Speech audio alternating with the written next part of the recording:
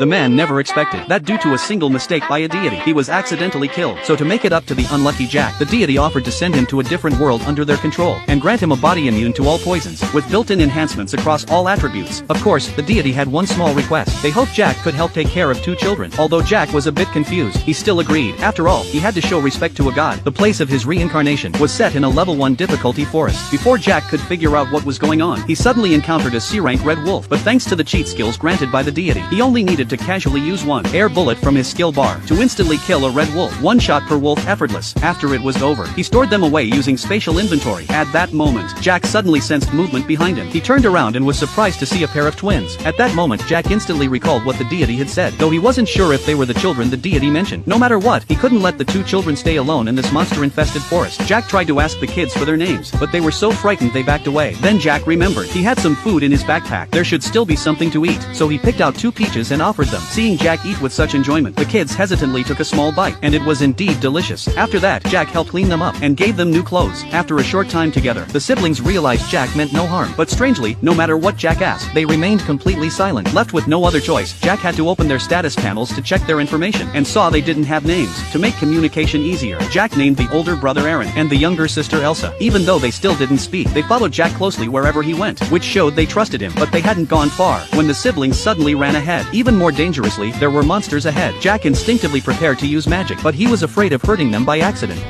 どうすれば